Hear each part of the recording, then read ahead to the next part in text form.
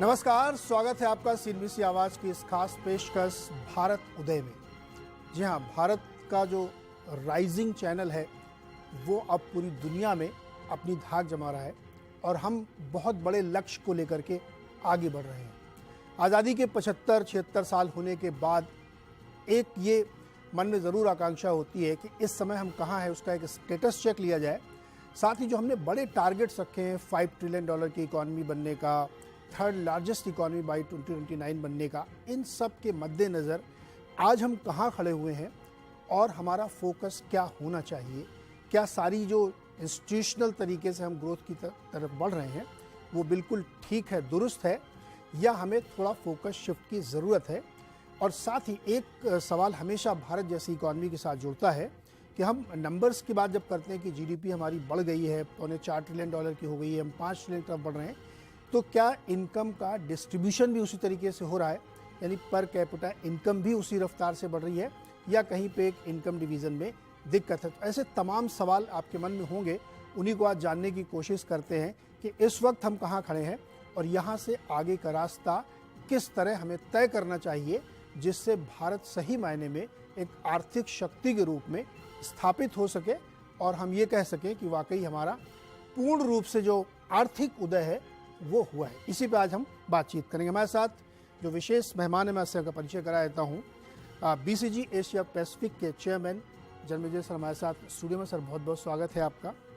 निरंजन हीरनदानी जी हैं, जो हीरनदानी ग्रुप के चेयरमैन और मैनेजिंग डायरेक्टर हैं। काफ़ी ज़्यादा इंडस्ट्रीज़ में उनका अपना दखल है।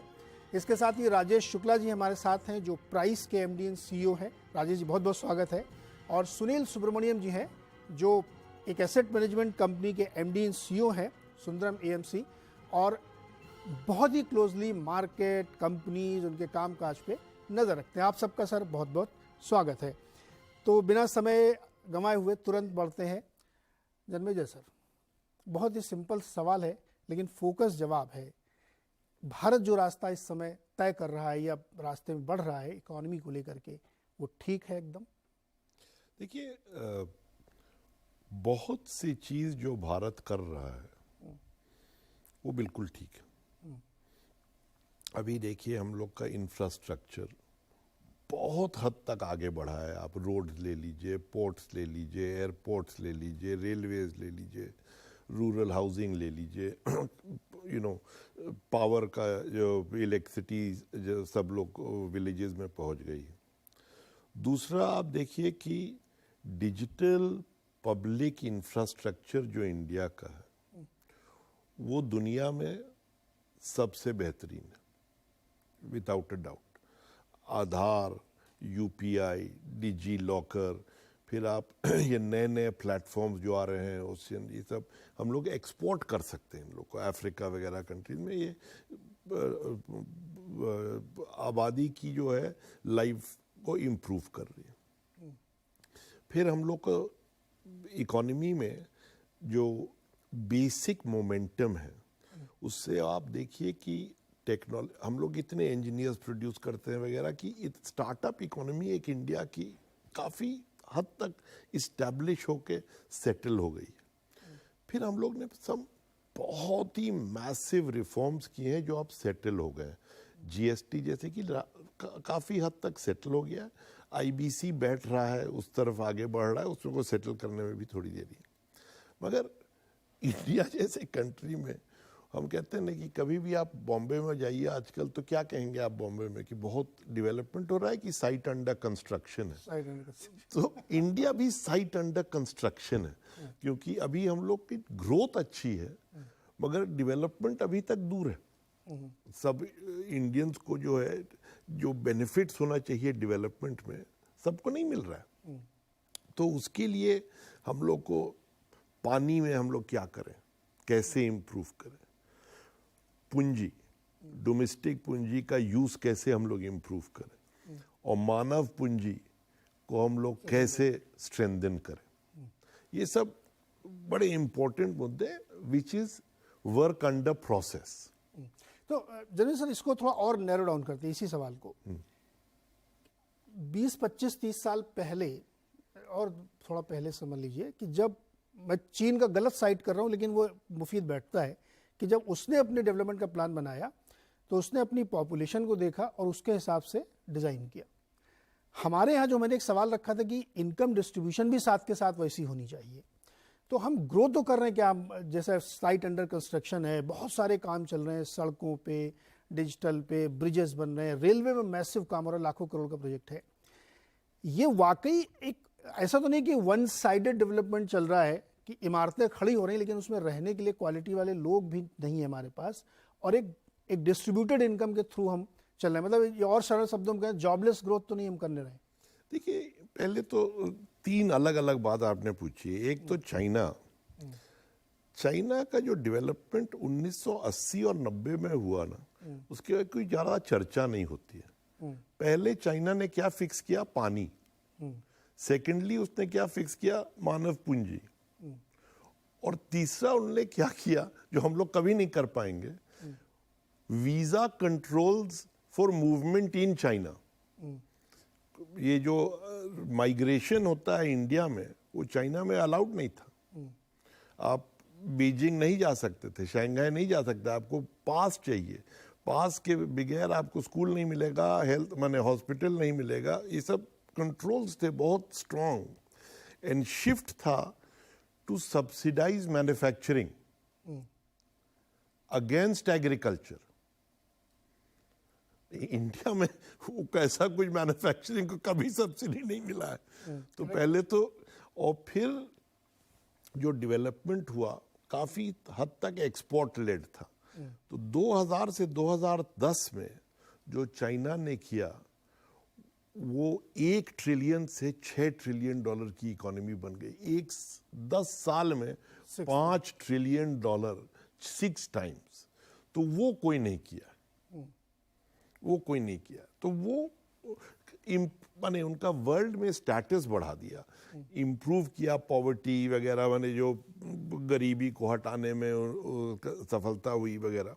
मगर 1980 और 90 में जो हो रहा था उसकी ज़्यादा लोग चर्चा नहीं करते, वो बहुत महत्वपूर्ण था। वो बहुत इंपॉर्टेंट है, क्योंकि जब आप एक बड़ा लक्ष्य लेके चलते हैं तो उस समय फिर बहुत सारे स्ट्रक्चरल बदलाव, कुछ सेक्रीफाइस, उसकी लोग आलोचना भी करने लगते हैं, लेकिन वो इम्पोर्टेंट है जी, उसको इग्नोर नहीं कर सकते आप। बिल्कुल, है ना सर? तो मैं इसको लेके आऊँगा क्योंकि वो बहुत महत्वपूर्ण सवाल है। हिरनदानी जी, अगर इस डिबेट को मैं समग्रता पे ये रखूं कि जो इस समय हमारा फोकस है, हम क्या बनना चाहते हैं? हम एक दुनिया भर की फैक्ट्री बनना चाहते हैं। जो लोग बार बार कहते हैं कि मैन्युफैक्चरिंग हब बन जाए, और मोबाइल फोरम बनाने ही लगे, एक्सपोर्ट भी कर रहे हैं धुआंधार।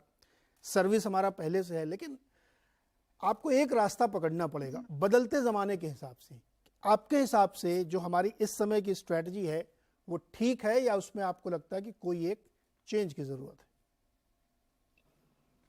मेरे अंदाज से जो प्रधानमंत्री स्ट्रैटेजी लिए है वो काफी सही है। सही क्यों है? क्योंकि फर्स्ट जो बेसिक इंफ्रास्ट्रक्चर हमारे देश के बनाने की जरूरत थी, जो 50 साल से कम रफ्तार से करती थी, वो उनको बना दी। Road network, national highway network, traffic network, airport network, port network. क्योंकि हमारा जो कॉस्ट ऑफ ट्रांसपोर्टेशन या लॉजिस्टिक्स कॉस्ट हम बोलते हैं, वो देश में 13% है। Means 30% is the logistic cost of every item which is sold. China में 6% है। तो 13% और 6%, तो उनका कॉस्ट ऑफ प्रोडक्शन एक कम है और लॉजिस्टिक कॉस्ट भी कम हो गया। तो हम फर्स्ट पॉइंट जो है वो लॉजिस्टिक्स बहुत महत्व की है। तो हमको कॉस्ट की जो कमी करनी है तो वो इंप्रूवमेंट ऑफ इंफ्रास्ट्रक्चर की बेहद जरूरत थी। नंबर 2 पॉइंट, जब हम इंफ्रास्ट्रक्चर और हाउसिंग बनाते हैं तो ऑटोमेटिकली आपकी जो अनएम्प्लॉयमेंट इश्यू है वो सॉल्व हो जाता।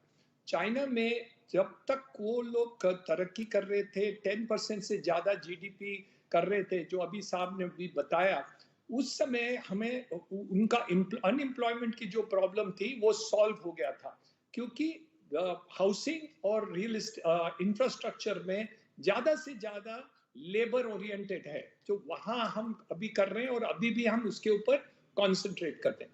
थर्ड जो बात है, हम हमारा देश सर्विसेज सेक्टर पर ध्यान दे रहे हैं, तो इसलिए जो एजुकेशन पॉलिसी में हमने चेंज की और सर्विसेज सेक्टर्स को हम बढ़ाएं, हम विश्व की सर्विसेज करते हैं, तो एक तो रहा India can become China +1 in manufacturing, but more importantly और इजियर जो है वो है कि we become more important in the services sector. तो ये सेकेंड बात रही। तीसरी बात रही है कि वो डिस्ट्रीब्यूशन की बात हुई है और वो बहुत महत्व की है। एक तो जब तक जीडीपी नहीं बढ़ेगी तब तक हम पर कैपिटा इनकम तो बढ़ा नहीं सकते, लेकिन डिस्ट्रीब्यूशन हम इनडायरेक्टली कर रहे हैं। एक तो फूड सब्सिडी के कारण के द्वारा हम कर रहे हैं, दूसरा हम कर रहे हैं कि एग्रीकल्चर के क्षेत्र में जहां प्रॉब्लम्स बहुत ज्यादा है वहां हम फर्टिलाइजर वगैरह वगैरह और एक्विजिशन ऑफ जो हम खरीदते हैं, राइस बीज जो हम खरीदते हैं वो कर रहे हैं। सो जो अफेक्टेड सेक्शंस हैं उनकी रोटी रोजी बनाने के लिए हम बढ़ा रहे हैं और टारगेट ये है कि ग्रामीण विभाग में सबकी जो आमदनी हो वो 2 गुना मिनिमम हो जाए 2 साल के अंदर। वो एक टारगेट प्रधानमंत्री जी ने बनाया है वाटर रिसोर्सेज के बारे में देखते हुए। लेकिन जो 60 साल से हम पीछे थे ये सब सेंटर्स में, रेलवेज में, एयरपोर्ट्स में, रोड्स में, ये सब ट्रांसपोर्ट में और इंफ्रास्ट्रक्चर करने में, मुंबई जैसे शहर में हम जो मेट्रो का कर रहे हैं, कनेक्टिविटी टू पनवेल हम कर रहे हैं, नवी एयरपोर्ट कर रहे हैं, कोस्टल रोड करते हैं, तो ये सब इंफ्रास्ट्रक्चर करना। तो मेरे अंदाज से ये रास्ता जरूर सही है। ऑफ कोर्स इसमें बैलेंसेस करने की आवश्यकता है और मेरे अंदाज से जैसे हमारे कलेक्शन बढ़ रही है, जैसे जीएसटी की कलेक्शन अनप्रेसिडेंटेड ग्रोथ हो गई है, उसके द्वारा वो जो क्रॉस सब्सिडी देना चाहते हैं वो भी हम कर सकते हैं। तो इसलिए ग्रोथ पहले जरूरी है और सेकंड जो आप बोल रहे हैं उसको एवरेज करने के लिए सरकार को जहां भी सब्सिडी देने की जरूरत है वो कर रही है और करना भी चाहिए। तो ये बैलेंसिंग मैकेनिज्म करके करना। एक सोचिए आज की तारीख में हमारे जीडीपी तो बड़ा है लेकिन हमारा पर कैपिटा जीडीपी बांग्लादेश का हमारे से ज्यादा है। एग्री। तो ये तो बहुत शर्म की बात है, जी। बहुत बहुत बड़ी शर्म की बात है। तो इसलिए हमें दोनों करना है, जीडीपी की ग्रोथ करना है, पर कैपिटा ग्रोथ भी करना है, और तीसरी बात हमें डिस्ट्रीब्यूशन जो आपने पॉइंट आउट किया, फ्लैग आउट किया, इंपॉर्टेंट पॉइंट है, वो भी हम करने की आवश्यकता है। इसलिए we have to move all the sectors together, no time to postpone. कोई भी सेक्टर को आप पोस्टपोन नहीं कर सकते, नहीं तो देश की प्रगति डॉक्टर हिनंदानी, नहीं हो सकती। मैं यहाँ पे इसलिए लाना चाहता हूँ क्योंकि बहुत सारी चीजें जब एक साथ हो रही होती हैं तो शायद क्या हमारी उतनी कैपेबिलिटी है कि हम सबको उसी ईज और compete के साथ आगे ले सके। डॉक्टर राजेश शुक्ला जी, हमारी स्ट्रेंथ क्या है? हमें सर्विसेज पे ज़्यादा फोकस करना चाहिए या मैन्युफैक्चरिंग? देखिए हम थोड़ा सा क्रिटिकल हो रहा हूँ मैं कि चाइना +1 हम ले आए, फिर बीच में एक दिन यूरोप प्लस भी कोई ले आया था कि नहीं साहब उधर से भी इधर आएगा, फिर अचानक से हम एआई और मशीन लर्निंग से भी जूझ रहे हैं। तो हमें अपनी स्ट्रेंथ पहचान के उस पर रादर फोकस करना चाहिए। तो हमारी स्ट्रेंथ क्या है, हमें क्या करना चाहिए? देखिए सबसे बड़ी चीज जो है, जैसे जो डिस्कशन में आ रहा है कि India is actually the progressing well, इसमें कोई डाउट नहीं है। और स्ट्रेंथ जैसे अभी जैसे बता रहे हैं, सब हम डिस्कस कर रहे हैं, इसके हो सकता है कि हमें ऐसा इसमें कोई एक स्पेसिफिक वो नहीं है, बल्कि एक रहेगी इसमें मल्टी डायमेंशनल अप्रोच अपनाना पड़ेगा। जैसे अगर जैसे आपने बात किया सेक्टरल, तो certainly services sector is contributing maximum, but still we have to do, if we want to grow much faster, certainly we have to do more on the manufacturing. And manufacturing में अभी भी अगर आप देखें over the period बहुत सारा scope है change होने के लिए, और चेंज करना भी चाहिए, और हमें ऐसा गवर्नमेंट काफी सीरियस भी है, उसमें करेगी भी। लेकिन इसमें नीरज जो एक पॉइंट और जो है इम्पोर्टेंट है, ये डिपेंड करता है कि जैसे पॉलिसी कैसे आगे, इसलिए कि now atmosphere to reap the benefit across the sector, cluster, government, even people is very much recognized. और उसका एक एग्जांपल हमें दें कि आज की डेट में अगर हमें कहते हैं जो मिडिल क्लास है, middle class if it is 30%, 2030 में we are expecting actually the approximate 47%। तो ये जो इंक्लूसिव ग्रोथ की हम बात कर रहे हैं, वो जरूर एक फैक्टर ऐसा है, लेकिन जैसे पहले जो अनइवन डिस्ट्रीब्यूशन था, वो थोड़ा सा बिकॉज ऑफ द जो डिस्ट्रीब्यूशन है, थोड़ा सा एक रहेगा ट्रिकल डाउन इफेक्ट बेटर हो रहा है, अभी बेटर हो रहा है because of the various actually the steps taken by the government. उससे क्या क्या एक फर्क पड़ रहा है कि जो लोग छूट जा रहे थे पर्टिकुलरली इंफ्रास्ट्रक्चर के माने में इंक्लूसिवनेस के नाते, वो नाउ जैसे अभी हम एग्जांपल दे, चाहे वो एलपीजी हो, चाहे इलेक्ट्रिसिटी हो, चाहे आपका टॉयलेट हो, ये कुछ ऐसी चीजें थी जो कि आदमी की प्रायोरिटी में कभी होती नहीं थी, इवन गरीब की प्रायोरिटी में तो कभी नहीं होती थी, इसलिए वो हैंड टू माउथ थे। नाउ अगर हमें कहते हैं कि इस सब चीजों में जो बेसिक इम्यूनिटी है, जिसके ऊपर आदमी को बहुत कुछ चीजें निर्भर करती है, जैसे उनके फ्यूचर में, जैसे फीमेल्स की हेल्थ का, एलपीजी यूज करना नहीं यूज करना कितना कौन कर रहा है एक चीज है, लेकिन एलपीजी रहना, एक्सेस होना, एक यही एक बहुत बड़ी चीज है। दूसरा जैसे टॉयलेट, ये सब दो एक ऐसी चीज है जो फीमेल हेल्थ से बहुत कुछ लिंक में है। पुअर का नीरज ये बताया कि जो हम लोग डेटा शो करता है कि हेल्थ पे एक्सपेंडिचर अगर उनको परसेंटेज ऑफ इनकम देखेंगे, even they are spending more than the you can say middle class poor people. अगर वो सब चीजें जैसे अब उसमें आयुष्मान भारत है, इन सब जगहों पे अगर इन लोगों को हेल्दी अगर हम बना पाए और अच्छी इंफ्रास्ट्रक्चर दे पाए और दे पा रहे हैं, तो ये हमें ऐसा एक बहुत बड़ी चीज है जो कि देश में जो चेंजेज आ रहे हैं और इसका बहुत दूरगामी इफेक्ट है।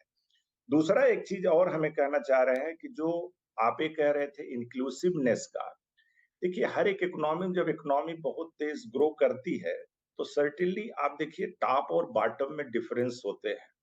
और टॉप एंड बॉटम में डिफरेंस क्यों होते हैं? इसलिए टॉप में कैपेसिटी होती है ग्रोथ को एब्जॉर्ब करने की through the actually their nature of engagement earning sources, and bottom में लिमिटेड इसलिए होती कि उनका पहला तो एक लोकेशन डिसएडवांटेज होता है, mostly bottom of people in the actually the बहुत ही डिसएडवांटेज लोकेशन होते हैं, either it is under develop rural और अर्बन एरिया में बहुत ऐसे जगहों पे। दूसरा चीज है जैसे उनमें कैपेबिलिटी कैसे नहीं होती कि उनका एजुकेशन लेवल, एम्प्लॉयमेंट बहुत कम है, इसलिए बॉटम में आप देखेंगे तो मेजॉरिटी जो है लेबर कैटेगरी के लोग हैं या जो सेल्फ एम्प्लॉयड हैं, बहुत छोटे हैं, पेटी ट्रेडर हैं या स्मॉल एंड मार्जिनल फार्मर हैं, तो उनमें बड़ी कैपेबिलिटी ही बड़ी कम होती है ग्रोथ को एब्जॉर्व करने की। तो उनके लिए अब ये रहेगा how we can develop the infrastructure and capability by which at least they can participate in the growth through the activity, their activity and their income.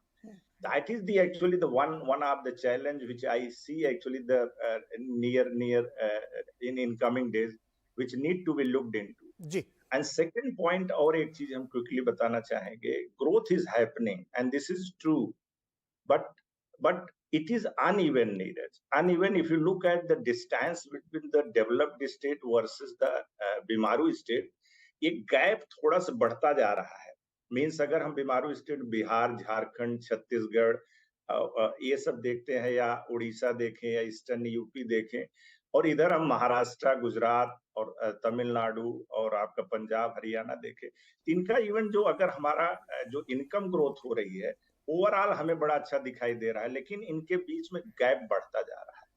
और उस गैप को बढ़ाने घटाने के लिए इसमें जो लोकल लेवल पे, स्टेट लेवल की गवर्नमेंट है, वहां पे इंफ्रास्ट्रक्चर क्रिएट करना, वहां पे एक रहेगा अपॉर्चुनिटी क्रिएट करना, जिससे कम से कम जो डेवलप्ड स्टेट है उस पे लोड न बढ़े। ये ना हो कि बिहार से भाग करके लोग महाराष्ट्र लेकिन राजेश जी अभी भी हो रहा है। मैंने अभी भी हो रहा है। हाँ, मैंने कई सर्वे के लोगों से बात की तो उनका कहना था कि इस समय 2023 में भी जो जॉब सबसे ज्यादा क्रिएट हो रहे हैं वो कर्नाटक में हो रहे हैं, वो तमिलनाडु में हो रहे हैं, दिल्ली में कुछ हो रहे हैं, महाराष्ट्र में तो हो ही रहे हैं, नॉर्थ में नहीं हो रहे हैं। एग्जैक्टली मतलब देजा वो कहानी है, मतलब फिर वही है। तो इसमें प्रॉब्लम क्या? नहीं, इसमें मैं सुनील जी को ले आऊं, फिर मैं आपसे पूछूंगा प्रॉब्लम क्या है। सुनील जी, जो बात राजेश जी लेके आए कि एक तो इनकम का जो इनइक्वालिटी है वो हमें दिख रही है, फिर जो हिरनदानी जी या जन्मेजय सर कह रहे हैं हमारे लिए सबसे फोकस्ड क्या है, क्या हम एक ह्यूमन कैपिटल को डेवलप करें। देखिए जो बात अभी राजेश जी ने कही ना कि जब डेवलपमेंट होता है तो कुछ टॉप एंड बॉटम क्रिएट होते हैं। टॉप इसलिए क्रिएट होता है क्योंकि उनकी कैपेबिलिटीज ज़्यादा हैं और ये एक बहुत ही नेचुरल बाई प्रोडक्ट है किसी भी डेवलपमेंट का कि आप एक मैं कहना नहीं चाहता हूँ शब्द को, लेकिन क्रोनिक कैपिटलिज्म की तरफ बढ़ जाते हैं कि वो ज़्यादा ग्रो होता है, नीचे वाले रह जाते हैं। ये नेचुरल है, इसमें किसी ने क्रिएट नहीं किया, किसी सरकार ने नहीं किया कि इररिस्पेक्टिव पॉलिटिकल पार्टी से। ऐसे में क्या जो इस समय हम पॉलिसी लेके चल रहे हैं वो मुफीद है या उसमें ट्वीकिंग की ज़रूरत है? ट्वीकिंग की जरूरत है। मैं ये हेडलाइन से शुरू करता हूँ और मैं ये बता रहा हूँ क्योंकि अगर आप इंडिया की ग्रोथ को देखें तो पहली चीज हम देखें थे 1970s में हमने फैमिली प्लानिंग की शुरुआत की थी और वो भटक गया, राइट। तो मैंने क्या, जो फेलियर ऑफ फैमिली प्लानिंग आज हमारी सबसे बड़ी ताकत है क्योंकि वर्ल्ड की हाईएस्ट पॉपुलेशन है, पर सबसे बड़ी मुसीबत है क्योंकि इनको रोजगार, इनको एम्प्लॉयमेंट देने की मुसीबत सामने है। That's number one. मगर सेकंड चीज आप देखें, जो चीज वर्ल्ड में हुआ है, इंडिया अलग नहीं है वर्ल्ड में से। तो वर्ल्ड में जो चीज हो रही है, चाहे वो ये रशिया यूक्रेन वॉर के कारण हो या अमेरिका और चीन की झगड़े के कारण हो या फिर चाइना के सक्सेस के कारण हो, ये हुए कि पूरे वर्ल्ड की आंखें इंडिया की ओर आ गई है। India is the centre of the world in terms of everything. तो अब बात क्या बनती है इसमें, आप देखिए कि अगर मैं यूज करूंगा जगन्नाथ यात्रा, जगन्नाथ यात्रा से इंग्लिश में एक वर्ड आया है जगरनॉट। जगरनॉट का अर्थ क्या है कि कोई इसे रोक नहीं सकता। वो ये जगन्नाथ, जो जगन्नाथ यात्रा से वो शब्द का शुरुआत हुआ है, यानी इंडिया का ग्रोथ कोई रोक नहीं सकता क्योंकि स्ट्रेंथ ऑफ पॉपुलेशन हमारे पास है और हम न्यूट्रल है as a political entity. Russia के साथ भी हमारी ताल्लुकात अच्छी है, अमेरिका के साथ भी अच्छी है, यूरोप के साथ भी अच्छी है। तो इस हालत में इंडिया का ग्रोथ तो नॉन क्वेश्चनेबल है, ग्रोथ तो आ जाएगी। सेकेंड चीज, इसमें गवर्नेंस का हाथ आता है। और यहाँ पे देखिए कि कौन सी इंडस्ट्री ने पिछले 3 दशकों में सबसे ज्यादा ग्रोथ दिया है, वो है आईटी सेक्टर। और क्यों? क्योंकि उधर लाइसेंस राज नहीं था।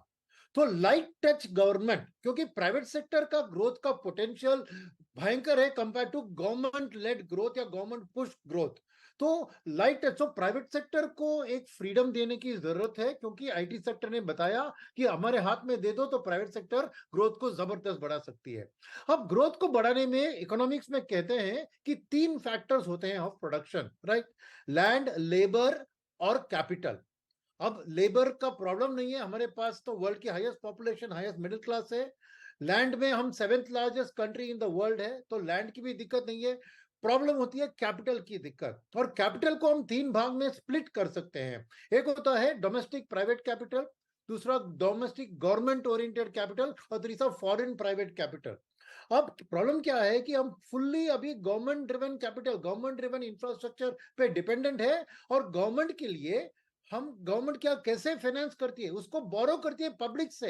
आज भी पब्लिक प्रोविडेंट फंड में 7-8% रिटर्न, टी बिल्स का 7%, ये बहुत एक्सपेंसिव कैपिटल है और ये डेट कैपिटल है। तो इक्विटी कैपिटल को अनलिश करना चाहिए, प्राइवेट कैपिटल को लाना चाहिए। तो इसके लिए बहुत से गवर्नमेंट को कैपिटल मार्केट को डेवलप करना सबसे अहम चीज है, क्योंकि कैपिटल बिगेस्ट कमी है, नंबर 1। नंबर 2 है फॉरेन कैपिटल। ये बहुत जरूरी क्यों है? क्योंकि टेक्नोलॉजी हमारे पास जो है वो वर्ल्ड स्टैंडर्ड्स की नहीं है, और इंडिया का जो लो पर कैपिटा इनकम है, अब आज भी 2500 के नीचे ही है हमारे पर कैपिटा इनकम। इसका प्रॉब्लम ये बनता है कि हमारी पॉपुलेशन की जो प्रोडक्शन कैपेसिटी है वो हमारे पॉपुलेशन की बाइंग कैपेसिटी अब्सॉर्ब नहीं कर सकती। सर, इसमें मुझे ऐसा लगता है कि ह्यूमन कैपिटल में हम इन्वेस्टमेंट नहीं करते बिल्कुल भी अपने देश में, ये बहुत कम करते हैं। जो सुनील जी ने कहा ये तो अनक्वेश्चनेबल है कि ग्रोथ होगी। अब इसको मैं और आसान हिंदी में बताता हूँ। एक पौधा आप लगाइए, वो पौधा ग्रो करेगा, उसको आप पानी मत दीजिए, खाद मत दीजिए, वो नेचुरली थोड़ा बहुत ग्रो करता है।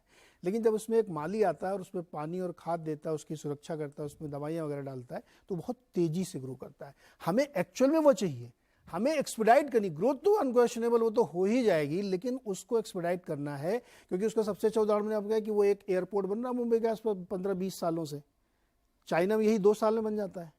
एक बुलेट ट्रेन आई थी जो बहुत हम सबको मन था कि बुलेट ट्रेन चले, वो एक शो प्रोजेक्ट है इंडिया का, लेकिन वो भी अभी अंडर कंस्ट्रक्शन है। तो हमें एक्सपेडाइट करना है। तो आपने कहा था कि 70-80 से 90 के बीच में क्या हुआ, मुझे वो बताइए क्या हुआ।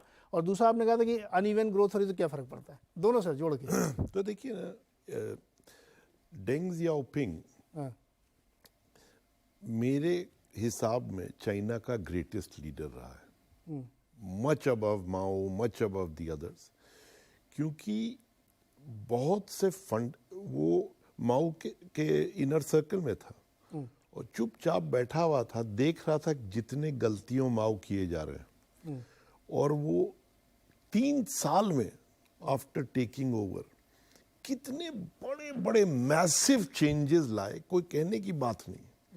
तो पहले तो वो देखे कि ये मेरी पूरी इकोनॉमी एग्रीकल्चरल है। चाइनीज इकोनॉमी 1978-79 में एग्रीकल्चरल इकोनॉमी थी, तो उनका बेसिक डिपेंडेंस ऑन वाटर उनको सॉल्व करना था, नहीं तो अनरेस्ट होता। वो collective farms of Mao had failed, तो बोला पानी देना है और फ्री अप करना है एग्रीकल्चर को। पहला चीज कि वो मार्केट फोर्सेस भी लाएंगे और पानी देंगे। दूसरा चीज उसने देखा कि basic level of social infrastructure, health और एजुकेशन देना जरूरी है, बट डिफरेंशियल था। आप पीकिंग यूनिवर्सिटी को कोई और यूनिवर्सिटी से नहीं कंपेयर कर सकते थे, बहुत से डिफरेंसेस थे, मगर बेसिक लेवल बढ़ा दिया गया। बेसिक लेवल ऑफ जो मानव पूंजी कहते हैं, बेस लेवल उठा दिया गया। और उसके बाद वो बोले कि take the lead in getting rich. ये जो इनइक्वालिटी बोलते हैं, वो बोले कि इनइक्वालिटी करो, जितना इनइक्वालिटी कर सकते हो करो। करेक्ट। हम कम्युनिस्ट हैं, मगर I will be the most unequal. ये बड़ी बुराई होती है चाइना की कि वो एक मतलब उनको जो भी मानते हैं वो लोग, लेकिन एक्चुअल में वहां पे बहुत ज्यादा क्रोनी कैपिटलिज्म क्रिएट हुआ और उसके परिणाम के स्वरूप में ये देखा। ये क्रोनी कैपिटलिज्म ये वर्ड यूज करते हैं। वर्ड जो राजन साहब ने इंडिया को दिया है, वो पूरा वर्ल्ड के लिए प्रॉब्लमेटिक है, क्यों बड़ा सिंपलिस्टिकली यूज होता है। तो देखिए, वहां पर स्टेट लेड कैपिटलिज्म था टू बिल्ड आउट, माने to transfer technology to China, joint ventures वगैरह, वो काफी स्ट्रेटेजिक थे। और उसके बाद वो ये भी जान गए थे कि जब तक कि वर्ल्ड ट्रेडिंग ऑर्गेनाइजेशन के अंदर नहीं आएंगे, तब तक कि पूरा ग्रोथ चाइना का नहीं हो पाएगा, एक्सपोर्ट नहीं कर पाएंगे। तो 2000 to 2010 उन लोग ने यूएस को जानने में बताया कि आप हमको इंक्लूड कर दीजिए, तो पूरा आपका सर्विस, आपके प्राइसेस सब घट जाएंगे। तो सब मैन्युफैक्चरिंग का जो ये ग्लोबल सप्लाई चेन्स बने 2000 और 2010 के बीच में, सब कोई क्या ग्लोबल सप्लाई चेन क्या था, सब manufacturing was being move to China, माने बेसिकली तो वही हो रहा था। और डब्ल्यूटीओ में कौन चाइना को ले गया? यूएस, सब रूल्स को बदलते हुए, मैंने कि आप लोग आ जाइए, मगर वो बेस था। और उसके बाद उनका completely massive investment in infrastructure हुआ, जिससे ग्रोथ हो रहा था उनका। 34-36% सेविंग्स रेट था, और वो पूरा किए जा रहे थे। और agriculture was being kept down, inequality बढ़ते आ रहा था, जीनी कोएफिशिएंट 54 हो गया था, माने चाइना का, तो काफी प्रॉब्लमेटिक था। मगर उन लोग बोले कि कहीं हम लोग ये 10% ग्रो करते जाएंगे तो at some point per capita 10,000 तक पहुंच जाएगा, इट विल, तो फिर जो बेसिक जो एस्केप है आउट ऑफ पॉवर्टी वो हो जाएगा। उसके बाद फिर मैनेज करेंगे। उसके बाद अब शी जिनपिंग साहब कैसे मैनेज कर रहे हैं, नहीं कर रहे हैं, वो अलग बात है, मगर वो टेक ऑफ तो कर गए। और फिर आप ये सब लोग इंडिया में बोलते हैं ना कि सब स्टेट्स, बीमारू स्टेट्स के साथ क्या करें वगैरह, जो कलाम साहब बोलते थे वो करना चाहिए कि वो बीमारू स्टेट्स में basic providing urban facilities in rural areas of school, health, water, electricity करना चाहिए। उसके बाद इंडिया का फायदा यह है कि जहां नौकरी है लोग को जाने दो, क्या हम लोग को तकलीफ है? हम तो बिहारी हैं, हम बैठे हुए हैं बंबई में आपसे चर्चा कर रहे हैं, तो क्या इसमें तकलीफ क्या है? बॉम्बे को तकलीफ नहीं है, बिहार को तकलीफ नहीं है, किसी को रियली तकलीफ नहीं है। मगर बिहार में ये नहीं होना चाहिए कि लोग एस्केप नहीं कर पाए, कहीं उनको एजुकेशन मिल जाए, हेल्थ मिल जाए, बेटरमेंट के लिए स्केप करें। हाँ, ज्यादा अच्छी अपॉर्चुनिटी तो स्केप बिल्कुल, इसलिए नहीं कि वहां कुछ है नहीं इसलिए स्केप करो। करेक्ट। तो मैं ख्याल में राजेश शुक्ला जी ये कह रहे थे कि ऐसा ना हो कि यूपी में या बिहार में कुछ है ही नहीं तो मुंबई आना पड़ता है। वहाँ है, लेकिन मुझे लगता है कि मुझे इससे बढ़िया अपॉर्चुनिटी मिल रही है और अपनी क्योंकि क्लस्टर Quality आता के ही है ना, हिसाब से, क्लस्टर मैन्युफैक्चरिंग क्लस्टर होते हैं, एजुकेशनल क्लस्टर होते हैं। क्यों है कि वेस्ट कोस्ट ऑफ यूएस में सब डेवलपमेंट टेक्नोलॉजी का हुआ? क्यों है कि फाइनेंशियल सर्विसेज सब यूएस में नॉर्थ ईस्ट में हुआ? माने क्लस्टरिंग होता है ना, तो क्लस्टरिंग इंडिया में भी होने दीजिए, इसमें तकलीफ, मगर बेसिक इंडियन को पीछे नहीं छूटना चाहिए। हाँ, बेसिक जो है वो लोगों की जो मूलभूत सुविधाएं जरूरतें हैं जिसके आधार पर वो ग्रो करेंगे आगे, उसमें कमी नहीं होनी चाहिए। बाकी फिर जिसकी जो अपॉर्चुनिटी जहां मिले। हिरेंद्र जी, क्या ये बेसिक मॉडल हमने अपना रखा है या इसमें भी कमी है? जो करंट पॉलिसीज है मैं उसके संदर्भ में पूछ रहा हूं, हिरेंद्र जी।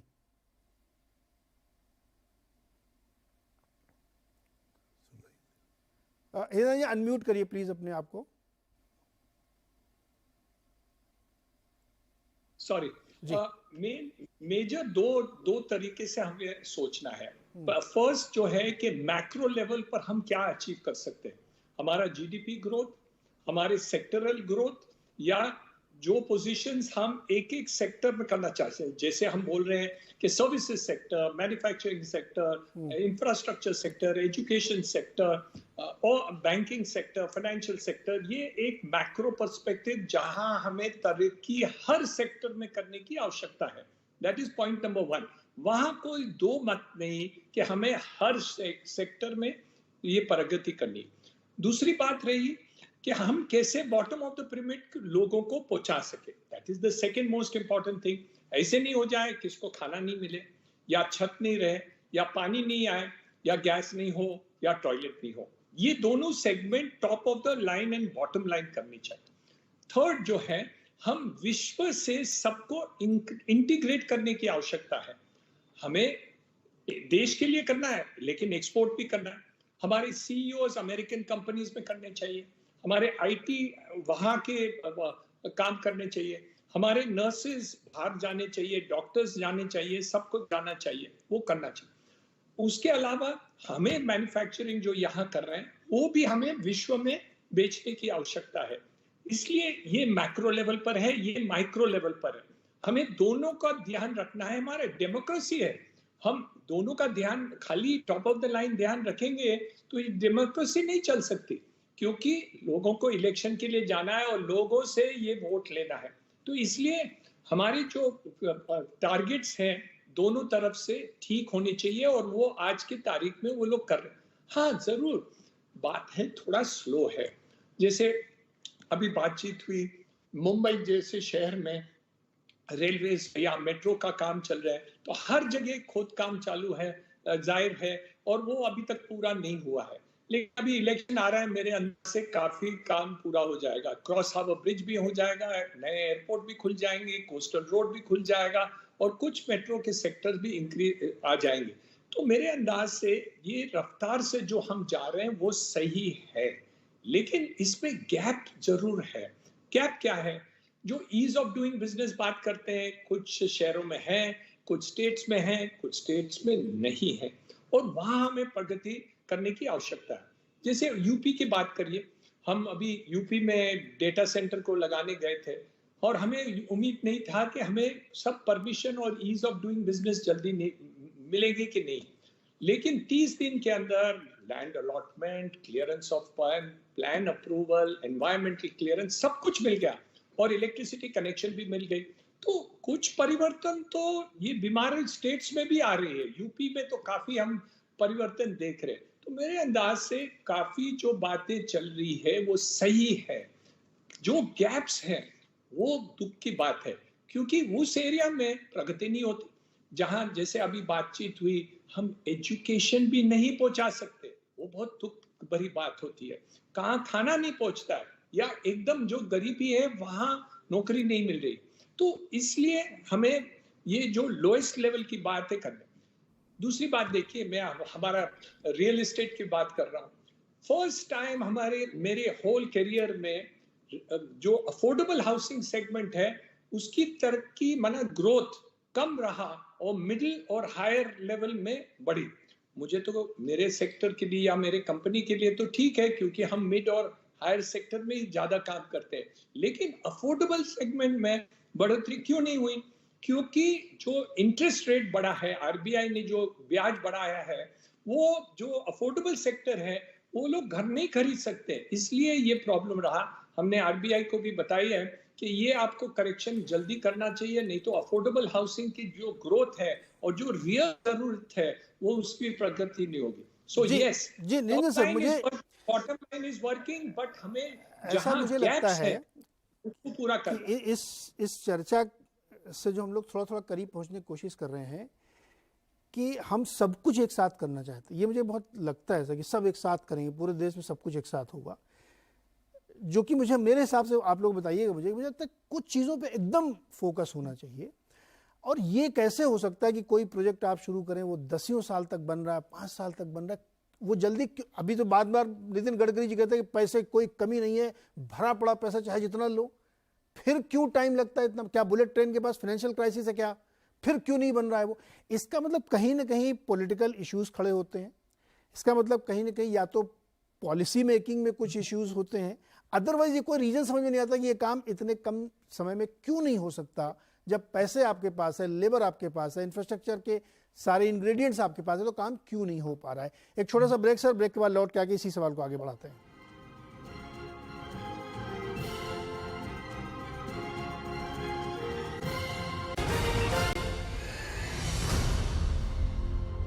एक बार फिर से आपका भारत उदय में हम लोग चर्चा कर रहे हैं कि जो इसमें स्टेटस ऑफ इकोनॉमी है वो कैसी है और इसमें क्या क्या और चीज़ें हो सकती हैं, या सब कुछ ठीक ठाक चल रहा है, इसी पे हम लोग बातचीत कर रहे हैं। अभी इससे पहले हमने काफ़ी डिटेल में चर्चा की कि क्या मॉडल है, क्या चीज़ें हो रही हैं।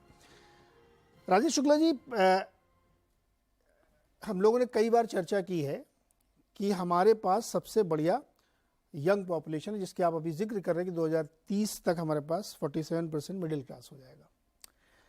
अभी हम एक ग्राफिक भी दिखा रहे हैं, दोबारा दिखाइए उसको कि डेमोग्राफी हमारी कितनी बढ़िया। हम पहले 28 साल थे, फिर भी कुछ साल बाद 31 साल की हमारी यंगेस्ट पॉपुलेशन वर्ल्ड की होगी।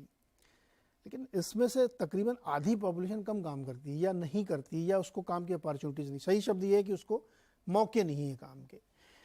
तो जब मैं ये कह रहा हूँ कि एक्सपीडाइट नहीं करेंगे तो अगले 15-20 साल में काम नहीं हो पाएगा। चैलेंज तो ये है ना कि इसको 10-15 साल में कर लेना है, वरना यही वाली डिविडेंड डेमोग्राफी जो है हमारे लिए पेंशन लायबिलिटी में कन्वर्ट हो जाएगी। एकदम, जैसे इसमें पहला चीज रहेगा कि हम सिन्हा जी से काफी हद तक सहमत हैं उस वे में कि जो देखिए ब्रेन जिनके पास होगा, जैसे पहले वाले कंसेप्ट में कि जो अच्छे होंगे, जहां अपॉर्चुनिटी जिसमें कैपेबिलिटी होगी, उनको कोई रोक नहीं सकता, चाहे कितनों आप या यहाँ नहीं, विद इन इंडिया हो या इंडिया के बाहर भी इवन जाना हो। उसमें केवल एक पॉइंट ये देखना है कि बिकॉज इंडिया की अगर हम बात करते हैं, सबसे बड़ी जैसे इसमें पॉपुलेशन है, तो अगर जो हमारा लोकेशंस है या जो रीजन्स हैं, अगर वो उसके साथ साथ ऐसी पॉलिसी हो तो थोड़ा बहुत डिपेंडेंसी जो है बहुत ज्यादा डेवलप्ड स्टेट या डेवलप्ड लोकेशन से अगर घट करके उधर हो जाए, हो सकता है कि काफी हद तक प्रेशर जो आगे आएगा, जो इस ग्रोथ को हो सकता है डिरेल कर सकता है, वो चीज से हम बच सकते हैं। पहला चीज। दूसरा क्या है कि इसमें अगर आप देखेंगे, जैसे हम कहते हैं 47% अगर मिडिल क्लास होगा, इसका मतलब क्या है?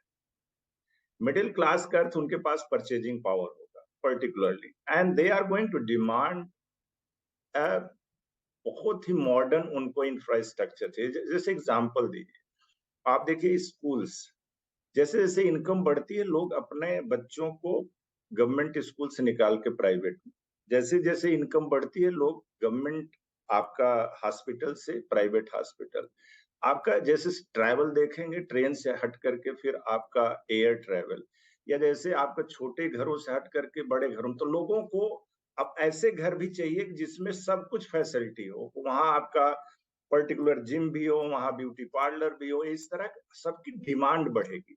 इसमें सबसे बड़ा जो चैलेंज आता है जो गवर्नमेंट को, कि इनकी जो इनको हम कहते हैं एस्पायरिंग मिडिल क्लास, इनकी जरूरतें पूरा करना, वो एक बहुत बड़ा चैलेंज आता है, दिखाई देता है, लेकिन समय के साथ साथ वो चेंज होगा, वो होगा भी।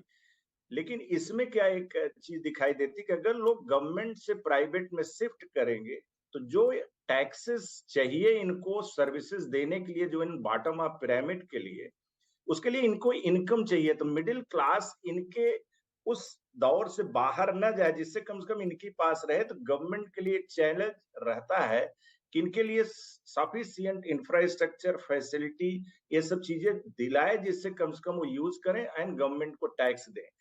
तो ये जो चीज अगर लोकल लेवल पे, स्टेट लेवल पे होता है या कहीं होता है, तो उसको फिर उस स्टेट को बहुत बेनिफिट होगा वहां के लोगों को ध्यान रखने के लिए। इसलिए एक सेंट्रल गवर्नमेंट में एक कैपेबिलिटी, कैपेसिटी है। जैसे अभी इसमें हीरानंदानी जी कह रहे थे कि बॉटम अप पिरामिड को केयर करना है, तो इसके लिए फंड बहुत दिनों तक, जैसे सबको अनाज देना, सबको फ्री, सबको सब कुछ देना, हो सकता है कि वो बहुत वाइबल मॉडल ना हो लॉन्ग टर्म के लिए, कि भाई कितना गवर्नमेंट और सब चीजें करनी है। तो हो सकता है कि इनको जितना हम इंडिपेंडेंट रखेंगे, उतना ही हमारी सोसाइटी काफी स्ट्रांग रहेगी। तो हमारा ये कहना है कि ये जो चैलेंजेस दिखाई दे रहे हैं, अगर इसके साथ साथ इस पे पॉलिसी और plus local government, state government एक कोऑर्डिनेशन में काम करे। And I am totally agree, कभी यूपी में बहुत चेंज हो रहा है। क्यों चेंज हो रहा है? रीजन क्या है? Now the administration and governance has improved actually.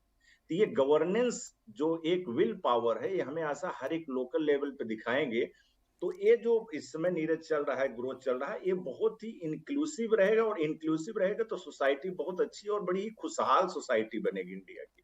ये डाइवर्जेंट वाली सोसाइटी नहीं बनेगी। तो ये हमें आगे आने वाले दिनों में state government, local government plus even public, कैसे हम अपने पूरी एनर्जी को एक ऐसे डायरेक्शन में लगाएं जिससे मच मोर इंक्लूसिव ग्रोथ हो।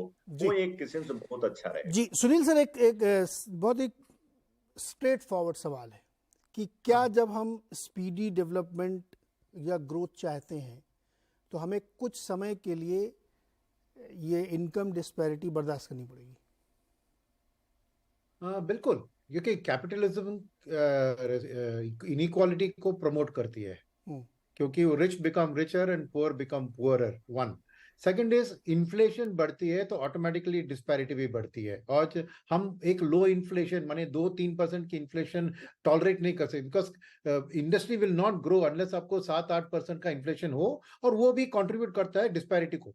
तो थोड़ी वक्त के लिए हमें डिस्पैरिटी के बारे में, डिस्पैरिटी क्या होता है ना कि एक देखिए हमारी पर कैपिटा इनकम में क्या है कि हमारी महिलाएं ज्यादा काम नहीं करती है बाहर, जो घर में काम करती है उसको काउंट नहीं किया जाता है। तो पर कैपिटा इनकम में महिला को एक अपॉर्चुनिटी देना, महिलाओं को काम देना, सर्विस सेक्टर में महिला को बहुत यूज हो सकता है। ये एक अच्छी डिसीजन होगी कि उस तरफ हम जाएं तो। मगर आपकी बात सही है, मैं सहमत हूं कि तेजी ग्रोथ के लिए अगर आप इंक्लूसिव ग्रोथ को भी साथ लेके जाएं तो ग्रोथ धीमी होगी थोड़ी दिन के लिए। तो हमें स्टेप 1 में ग्रोथ को 8-10% लेवल तक लेके जाना है, उसके बाद हम इनकम डिस्पैरिटी और इनइक्वालिटी को एड्रेस कर सकते हैं। Because we need to go from a low income country, क्योंकि पर कैपिटा इनकम हम बहुत लो है स्टैंडर्ड में, और थोड़ा बहुत पर कैपिटा इनकम बढ़ गया, अगर $5,000 की ओर बढ़ गया $2,300 से, तब हम डिस्पैरिटी को हटाने की कोशिश कर सकते हैं। क्योंकि वो कैनॉट कि दोनों तरीके से हम मैनेज नहीं कर सकते, इंक्लूसिव ग्रोथ भी करना है और तेजी से ग्रो करना है, ये थोड़ी मुश्किल बात है। और इसके लिए कारण क्या मैं बताता हूं, क्योंकि गवर्नमेंट जी पूरा ग्रोथ को ड्राइव नहीं कर सकती, क्योंकि इनइक्वालिटी को कम कराना गवर्नमेंट का काम होता है। क्योंकि vote bank, poor people vote bank ज्यादा होते हैं, उनको जैसे ही वो ऊपर ले सकते हैं उनको वोट भी हासिल हो सकता है। मगर प्रॉब्लम क्या है, गवर्नमेंट के पास ही कैपिटल की कमी है। प्राइवेट सेक्टर प्रॉफिट को ही ढूंढेगी, प्राइवेट सेक्टर को इक्वालिटी ऑफ ग्रोथ इससे कोई लेना देना नहीं है। तो इनिशियल ग्रोथ फेज आपको प्राइवेट सेक्टर से ही आएगा, तो इनइक्वालिटी बढ़ सकती है। कैपिटल की कमी तो हमेशा रहेगी, है ना। भरपूर कैपिटल तो हमेशा भारत जैसे देश के लिए हमेशा रहेगी। तो जो लोग ये सुन रहे होंगे उनको लगेगा ये लोग क्या बातें कर रहे हैं, इनकम इनइक्वालिटी को बढ़ावा देने। देखिए मैं बहुत सिंपल शब्दों में समझा दूं कि अगर आपके घर के किसी लड़के ने कैट क्वालिफाई कर लिया तो 15-20 लाख रुपए फीस लगेगी और नहीं है पैसे, तो आप बाकी खर्चे काट के उधर फोकस करते हैं। तो कुछ समय के लिए आपको लग सकता है सब कुछ हंकी डोरी नहीं होगा, तो कहीं ना कहीं आपको बर्दाश्त करना पड़ेगा। अब मैं एक बहुत कंट्रोवर्शियल उदाहरण से सवाल पूछ रहा हूँ जो मैं आपसे पूछना चाह रहा था। सेंट्रल विस्टा का गजब विरोध हुआ कि ये 5, 10, 15 हज़ार करोड़ क्यों खर्च कर रहे हैं, कोरोना में लगाना चाहिए था। लेकिन वो सेंट्रल विस्टा बनी। बुलेट ट्रेन का इतना विरोध हुआ, लेकिन अब वो बन रही है। वंदे भारत का आज तक विरोध हो रहा है, लेकिन चल रही हैं।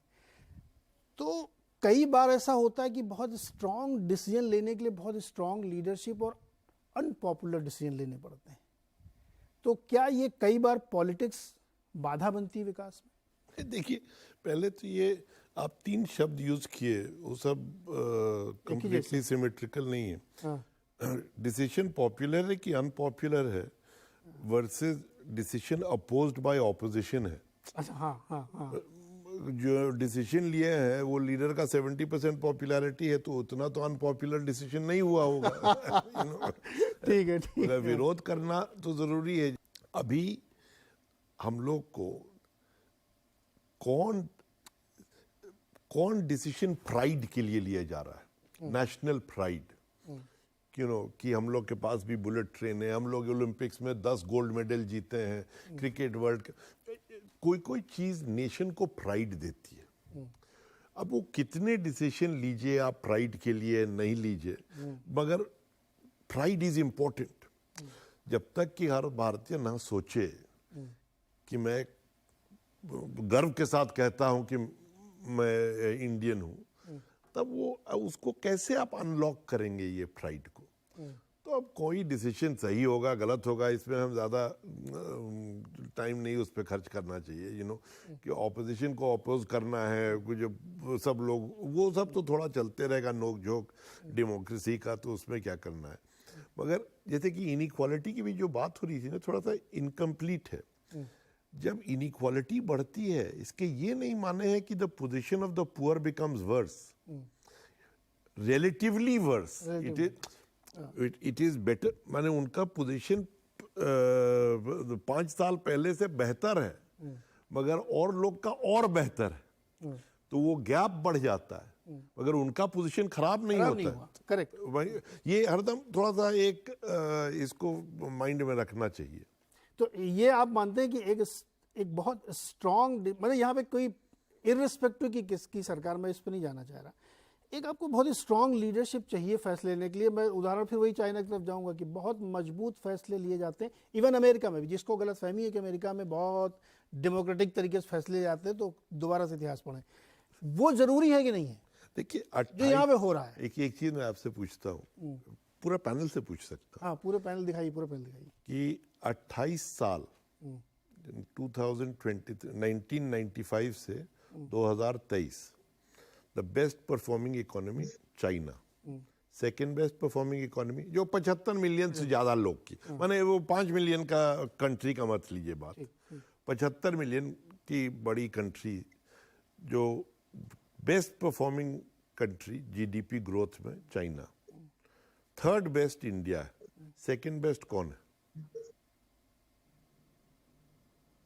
बताइए कोई भी पैनल। राजेश जी बताएंगे। राजेश जी, ये तो बड़ा पहली वाला सवाल है। बांग्लादेश। नहीं, अब इसमें देखिए, बांग्लादेश वाला सवाल मैंने रखा था कि क्या हम बांग्लादेश और वियतनाम से कम्पीट करेंगे क्या, तो अगर हम मैन्युफैक्चरिंग में जा रहे हैं। देखिए ना, इसमें ये है ना कि चाइना का जो ग्रोथ 28 साल के लिए इतना ही मैग्निफिसेंट था कि सब और कुछ दिख नहीं रहा था दुनिया को। वो इतनी बड़ी कंट्री थी कि सब इन्वेस्टमेंट्स वगैरह चले गए उसके अंदर। तो ये एक प्रॉब्लम रह गया है, तो अब ये बदल रहा है, और अब ये सप्लाई चेन रिजिलियंस से ये हो रहा है बिल्कुल पक्का कि कोई फिर से इतना डिपेंडेंट एक कंट्री पर नहीं होगा। तो जब भी लोग बोलते हैं ना चाइना प्लस वन स्ट्रैटेजी, ये मैं बिल्कुल इसमें बिलीव नहीं करता। चाइना प्लस मेनी स्ट्रैटेजी होगा। China plus many. Rajesh ji, आपको जोड़ना भी चाह रहे थे और इसी का जवाब आपसे भी। या मैं इस पे केवल ये कहना चाह रहा था, एकदम टोटली एग्री रहेगा। हो सकता है कि जो इनइक्वालिटी की बात हो रही तो दूसरे कंटेक्स्ट में हो सकता है कि, लेकिन ये जरूरी है कि हमें ऐसा इनइक्वालिटी पे उतना ज्यादा ध्यान देना नहीं चाहिए। आपको ये भी बताए, बहुत ज्यादा ध्यान नहीं, इनइक्वालिटी को एक ऑब्जर्व रखना चाहिए। जैसे हम कहते हैं ना, हमारे बॉडी की टेम्परेचर 102 डिग्री ज्यादा जाए तो थोड़ा सा डॉक्टर को दिखाना चाहिए, लेकिन 102 तक इतना नहीं है, कोई प्रॉब्लम आएगी। तो इसका क्या है कि इनइक्वालिटी बड़े ग्रोथ हमें जरूर चाहिए। एक हाई ग्रोथ पीरियड में आपको इन्फ्लेशन को कंट्रोल करके चलिए, I believe everything is fine actually. देखो, और कोई ऐसा इकोनॉमी में कोई ऐसा चीज नहीं दिखाई दे रहा, और उस पे totally I am with you in terms of if we can get good leader, certainly that is another important रहता है. Good leader at different level is certainly important in country like India. Okay, Hirandan ji आपका comment, ये एक focused approach, strong decision making करनी पड़ेगी, तभी आप उसको एक्सपेडाइट कर पाएंगे, वरना तो धीरे धीरे तो हम चल ही रहे हैं. क्या दिक्कत है उसमें? नहीं, उसमें आप एक सिंपल चीज देखिए, एकदम विजिबल आप ये देख रहे हैं यूपी में जो चेंजेस आ रहे हैं. आपको एक एग्जांपल हम दे दें कि UP is now having at least 8-9 actually the growth pockets. If you go now Allahabad, you go Lucknow, you go even like Aligarh, even Noida, here you growth is in double digit actually in the like the उसमें आपके जो एक growth centers आ रहे हैं, that is the actually the major thing which is changing the entire actually ecosystem of the state. जी हिरंदान जी आपका comment quick. जो परिवर्तन आ रहा है देश में, फेडरलिज्म जो है स्टेट्स को कॉम्पिटिटिव बना रहे हैं, और मेरे अंदाज से काफी स्टेट्स इसका चैलेंज ले रहे हैं. लेकिन कोई स्टेट्स है जहां वो पॉपुलिस्ट अब तक ही है और डेवलपमेंट के ऊपर ध्यान नहीं दे रहे. वो एक पॉलिटिकल पोजीशन है. लेकिन ज्यादातर हम देख रहे हैं कि जो स्टेट्स तरक्की करना चाहते हैं, उनके पॉपुलेशन के लिए करना चाहते हैं, the federal system is working. Means हमारी जो स्टेट्स हैं वो कंपटीशन में आ रहे हैं. They are attracting more and more business, industry, development and all these thing. और आप पेपर्स में भी एडवर्टाइजमेंट देखेंगे, टीवी पर भी एडवर्टाइजमेंट्स आ रहे हैं जो स्टेट्स करना चाहते हैं. लेकिन काफी स्टेट्स हैं जो इसके ऊपर ध्यान नहीं दे रहे. So I am not able to understand कि पॉलिटिकली क्यों वो स्टेट्स नहीं कर रहे हैं. लेकिन ओवरऑल ग्रोथ देखा जाए तो देश में तरक्की डेफिनेटली हो जाइए. और सिन्हा साहब ने जो कहा है कि वो बोले कि वो बिहारी भी हर स्टेट में जा सकते हैं, वैसे भी सब स्टेट्स में जा सकते हैं. सो ओवरऑल मेरे अंदाज से पॉलिटिकली भी वो स्टेट्स को तकलीफ हो जाएगी, जैसे उनके डेवलपमेंट नहीं होंगे. तो मेरे अंदाज से एक पॉलिटिकल लेवल पर परिवर्तन लाने की जरूरत है to force the states to do development. तो ये तो एक political decision ultimately रहेगा for those states who are not doing development. जी Sunil sir, overall quick comment आपका भी सर. मैं खुश हूँ. Sunil sir quick comment sir, final quick comment. Quick growth चाहिए तो स्ट्रांग गवर्नेंस चाहिए. सर आपने बिल्कुल ना शो की हेडलाइन है. अर्थशास्त्रियों के बीच में, बहुत बड़े बड़े एक्सपर्ट के बीच में, शायद पता नहीं, मैं नहीं जानता ये चर्चा होती कि नहीं होती है कि भैया काम जल्दी करो. मैं जो समझ में नहीं आता, पैसा भी है, विल पावर भी है, सब कुछ हो गया, लेकिन काम नहीं हो रहा है. इस देश की सबसे बड़ी समस्या ये है कि एक एक प्रोजेक्ट डेकेड्स में चलते हैं, और हो सकता है अपने जीवन काल में आप 2 ही बड़े प्रोजेक्ट देख पाएँ जो बन पाए वो देश में. ये है असली समस्या, जहाँ पे आपको एक स्ट्रॉन्ग लीडरशिप चाहिए, स्ट्रॉन्ग डिसीजंस चाहिए आपको, और साथ ही पूरी इंक्लूसिव ग्रोथ चाहिए. इसमें कोई शक नहीं कि सबको साथ लेके चले, लेकिन वो तुलनात्मक होगी. वो ऐसा नहीं होगा कि एकदम एब्सोल्यूट टर्म में आप देखिए, जैसे अभी जन्मेजय सर ने कहा कि वो एब्सोल्यूट टर्म में नहीं होगी, वो रिलेटिव होगी कि कोई 2 बढ़ा है और आप 2 से 5 हो गए, वो 5 वाला 7 हो गए. इस तरह की ग्रोथ हमको चाहिए. तो हम उम्मीद करते हैं कि जो तरक्की का रास्ता हमने चुना है, शायद वो इसी तरफ जा रहा होगा.